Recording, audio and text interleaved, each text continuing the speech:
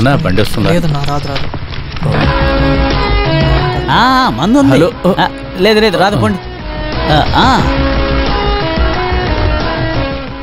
అన్నా వెళదామా? చూస్తున్నావు కదా, చదువుతున్నాను. హలో, ఆటో సవారీకి వస్తుందా రాదా? నేటికి నాకు వేరే పని లేదు, రండి వెళ్దాం. ఎక్కు. ఎక్కడికి పోవాలి? ఎక్కడికి వెళ్ళాలని అడిగితే ఈ ప్లేస్ అంతా నాకు అలవాట్లేదు. ఓహో, ఇంట్లో గొడవ పెట్టి వచ్చారా? పక్కన బార్ ఉంది, అక్కడికి వెళ్దాం. అదంతా కాదు, ఈ ఊరికి నేను కొత్త. అదే నేను ఈయన్ని కలవాలి. ఈయన మీకు తెలుసా? తెలుసానా? ఈయన మీకు? నేను ఆయనకి తమ్ముడిని అవుతాను. ఈయన నాకు బాగా తెలుసు. ఈయన కంపెనీలోనే కొన్ని రోజులు పనిచేశాను. రండి వెళ్దాం. సరే సరే.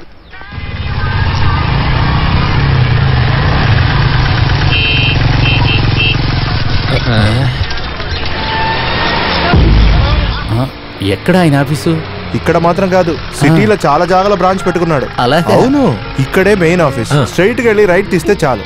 ఓ, ఇదే కొన్ని ఓనర్స్ కి సింపుల్ సిటీ అనేది. ఆయన స్టేటస్ ని బట్టి చూస్తే ఎక్కడైనా ఉండొచ్చు కదా, కానీ అదన్నీ వదిలేసి ఇటువంటి ప్లేస్ లో చాలా సింపుల్ సిటీ. డబ్బే ఉంది. ఆయన దంపుల దగ్గర నేను డబ్బు తీసుకోను. స్ట్రైట్ గా వెళ్ళి రైట్ తీసుకోండి. ఓకే? పెద్దన్నయ్య ఖచ్చితంగా ఈ ఊరికి గొప్పవాడే అనుకుంటా. పాత పేపర్కి ఖజూర పళ్ళు. పేపర్ ఫోటోలో ఉండేవాడిని. పేపర్ పేపర్ పాత పేపర్లకి ఖజూర పళ్ళు.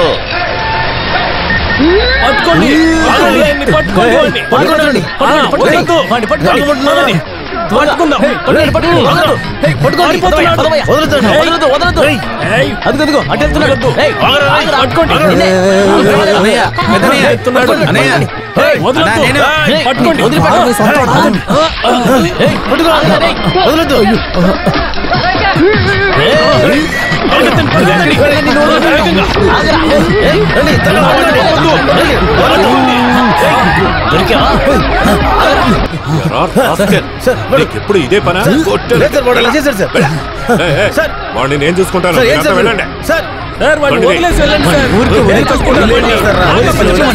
డబ్బులు తీసుకుని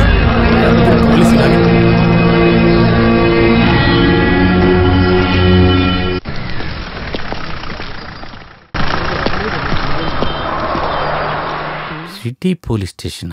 అయ్యో సార్, సార్ నేను కాదు సార్. సార్ సార్ కొట్టదు సార్. సార్ నేను కాదు సార్.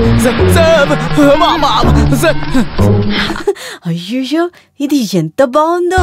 సూపర్ గా ఉంది. భోజనానికి చాలా వచ్చారా? త్వరగా. సరే సరే రా, త్వరగా రా. అది నేను ఒకరిని. లేదు, అది లేదు సార్, ఒక భయంలోనే. మా నాన్న కూడా పోలీసు వాడే సార్, కానీ నేను పోలీస్ స్టేషన్ చూసినా ఇంకా భయం పోలేదు సార్. అలా భయపడడానికి ఏ విషయం లేదు. చెప్పాలంటే ఇది ఒక మోడర్న్ పోలీస్ స్టేషన్ అని చెప్తారు. పోలీసులంతా అన్నదమ్ముల్లో ఉంటారు. ఒక అన్నయ్య దగ్గర ఇంకో అన్నయ్య ఏదైనా అది మాత్రం అది మాత్రం అడగకూడదు. నువ్వు వచ్చిన విషయం చెప్పు. నేను కృష్ణపట్నం నుంచి వస్తున్నా. వచ్చావు, సరే. ఇప్పుడు మీరు తీసుకొచ్చిన సేదు. అవును, అలా చేసావు. అయినా నాకు నాతో ఏం సంబంధం లేదు. ఎవరు అది కన్ఫ్యూషన్ చేస్తున్నావు. అది ఆయన నా అన్నయ్య అవుతాడు. మరి వద్దు వద్దండి, వద్దు సార్. కొట్టకండి సార్, కొట్టకండి సార్.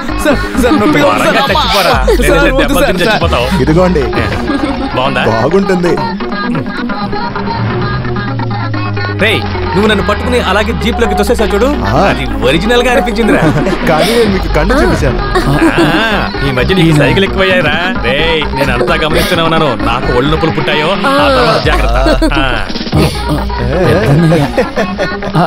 పెద్దన్నయ్య, అది బాలకృష్ణ సినిమా కదా. పెద్దన్నయ్య, నేను గుర్తు రావట్లేదా?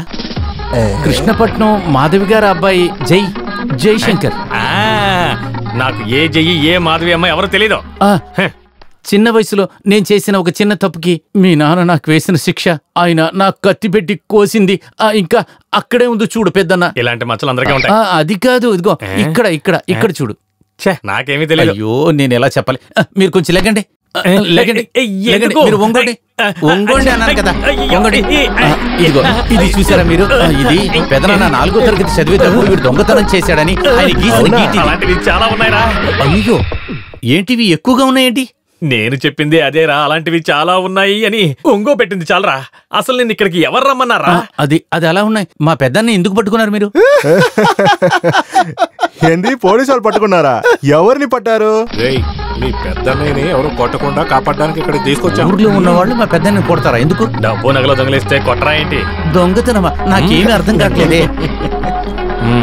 నా మొహం చూడు, దొంగ కళ ఉంది కదా. అయ్యో, నా మొహంలోనా? నా మొహంలోరా? అది ఉంది. Thank God. ఈ సిటీనే గడగడలాడించే పోలీసులకి స్నేహితుడిగా ఉండే పేరు పొందిన దొంగ చిన్నబాబు సీను, ఉడుము సీను, ఈ పేర్లు ఎప్పుడైనా విన్నావా? లేదు. అయితే ఇప్పుడు వినో, అది నేనే సీను బాబు. పెద్దనయ్య. నీకు మాత్రమే కాదురా, ఊళ్ళో ఉన్న దొంగలందరికీ నేను పెద్దన్నయ్యనే. ఊళ్ళో జనం నన్ను పట్టుకోవడానికి వచ్చినప్పుడు ఇదిగో వీళ్ళే నా ఫ్రెండ్స్ ఏదో ఒక కారణం చెప్పి నన్ను పట్టుకుని అక్కడి నుంచి ఎస్కేప్ చేసేస్తాను. నా కప్పరుస్తుంది తీ. హలో సార్, కంప్లైంట్ ఏమీ లేదు సార్. మనవాడే సార్. ఎవరో రమణ గారు. అయ్యో అయినా. నమస్కారం సార్. సార్ నిన్న ఒక పొట్లం పంపించాను, మీకు అందిందా? ఏంటి? వచ్చే వారం మీ అబ్బాయికి MBA అడ్మిషనా? ఎన్ని కావాలి? ఓ 30. నేను పంపిస్తాను. సరే. రామారావు గారు అబ్బాయి MBA చదువుతున్నాడా? పోయిన సంవత్సరం వాడు BA, ఈ సంవత్సరం MBA, ఇంకో 2 సంవత్సరాలు అయితే MBBS అయిపోతాడు అనుకుంటే. పిల్లలు చాలా త్వరగా పెరిగిపోతున్నారు కదా. ఏది ఆ ఫైల్ ఇటివో? ఇదిగోండి. పట్టుకో. జస్ట్ ఒక సంతకం చేయి. ఊరి జనం ముందు నన్ను పట్టుకున్నారు కదా, జస్ట్ ఒక సాక్షి సంతకం అంతే. పెటికేషన్ ఛార్జ్ చేస్తే చాలు. కానీ అది సంతకం పెట్టరా. ఆ రోజు నేను ఊరు నుంచి పారిపోయి వచ్చి కష్టపడి ఇక్కడ సృష్టించిందే నువ్వు ఇప్పుడు ఇక్కడ చూస్తున్న ఇవన్నీ. ఇదంతా పోరమొక్కుస్తాను. ఇట్రా.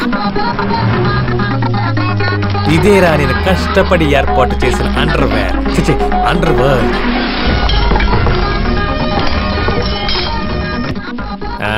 ఇప్పుడేమంటావు? చాలా మోసం పెద్దనా, చాలా మోసం కదా. మన ఊర్లో ఉన్న వాళ్ళు నిన్ను పెద్ద కోటీశ్వరుడు అనుకుంటున్నారు. ఊర్లో ఉన్న గుళ్ళకంతా డొనేషన్, గుళ్ళు గోపురాలు కడతానికి లక్షలు, ఇలా దొంగతనం చేస్తున్న ముఠాకి నాయకుడని మీరు ఇప్పుడేగా నాకు తెలుస్తుంది. రే, దొంగ మాత్రమే ఈ కాలంలో కోటీశ్వరుడు అవ్వగలడు. ఇలా చూడు, నువ్వు ఒకసారి ఆ తిహార్ జైలుకి వెళ్ళి చూడు. మన దేశం గొప్పగా చెప్పుకునే కోటీశ్వరులందరూ ఆ జైల్లోనే ఉన్నారు. ఊళ్ళో వాళ్ళని మోసం చేసి 1000 కోట్లు 5000 కోట్లు కొట్టేసిన వాళ్ళ మీద కేవలం అవినీతి కేసులు మాత్రమే ఉన్నాయి. మనమేదో కక్కుర్తి పడి 5దో 10దో కొట్టేస్తే అది రాబరీ కేసు, దొంగతనం కేసు అవుతుంది. అది కాదు, నువ్వు ఈ సిటీకి వచ్చింది ఈ పెద్దన్నయ్య మీద ఉన్న ప్రేమతో ఏమీ కాదు. నా దగ్గర నుంచి ఓ 10 లక్షలు తీసుకువెళ్దామని వచ్చావు. అంటే నీకు కూడా డబ్బు మీద ఆశే కదా. ఒక చేతిలో ప్రేమ, ఒక చేతిలో 10 లక్షలు ఉంటే నువ్వేం చేస్తావు చెప్పు. తప్పుగా సంపాదించే వాళ్ళకంతా కారణాలు ఎక్కువగా ఉంటాయి. ఇలా దొంగతనం చేయడానికి సిగ్గుగా లేదు మీకు? రే, అది నీకు అర్థం కావాలంటే నువ్వు గీతం చదవాలరా. గీత మన కట్టపన గీత. నీ కుటుంబం గురించి మాట్లాడలేదురా. రే, ఇది నిజమైన గీత, భగవద్గీత. నువ్వెప్పుడు వెళ్ళలేదా? నేను చెప్తాను శ్లోకం. యదా యదా హి ధర్మస్య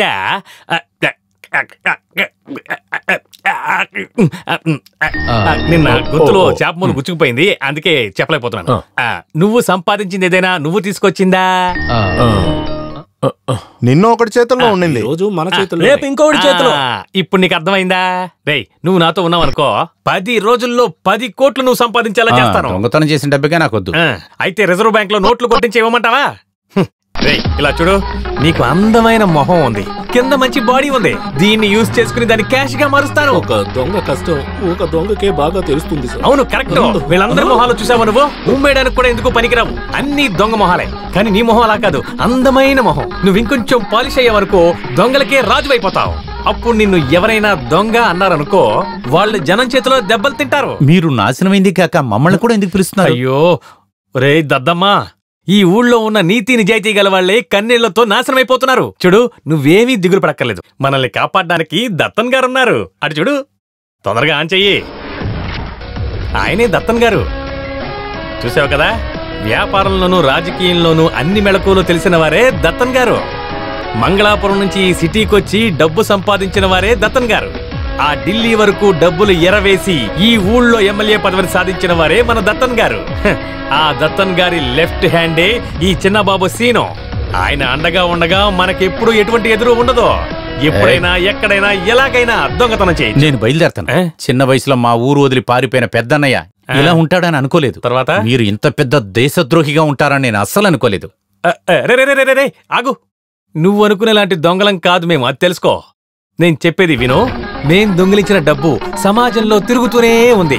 ఉదాహరణకి నువ్వు అలా ఊహించుకో, నా గ్యాంగ్ లో ఉన్న ఇద్దరు ఓ వడ్డీ వ్యాపారి ఇంటికి వెళ్ళి టింగ్ టాంగ్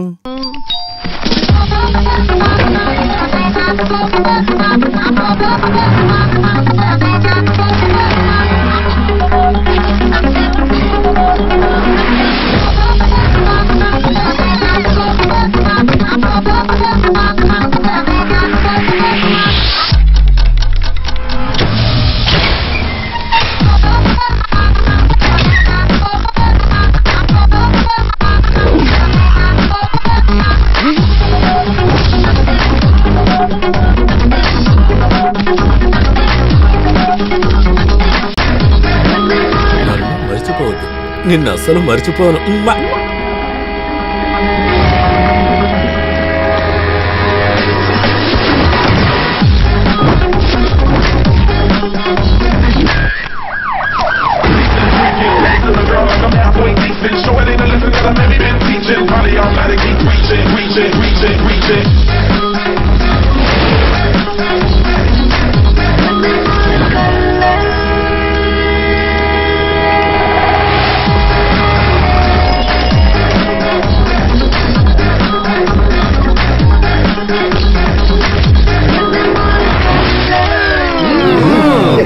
నువ్వే చూసావు కదా, ఇంట్లో దుమ్ము కొట్టుకుపోయిన డబ్బు మా వల్ల ఎంత ఉపయోగపడుతుందో చూసావా?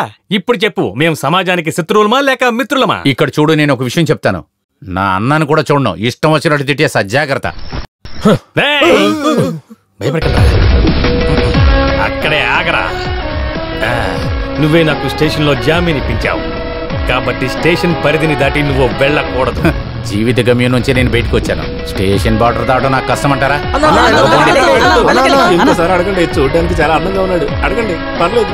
నువ్వు ఒకటి చిన్నప్పుడు వీడిని మా ఇంట్లో ఉంచుకుని వేరే విషయంలో బలవంత పెట్టాను. ఆ రోజు వాడు వేలితో నా బొడ్లో పొడిచాడు. 7 రోజుల తర్వాతే నాకు స్పృహ వచ్చింది. స్పృహ వచ్చిన తర్వాత నాకు జరిగింది ఏమీ గుర్తులేదు. ఆ తెలివి తక్కువ వాడిని వెళ్ళిపోనే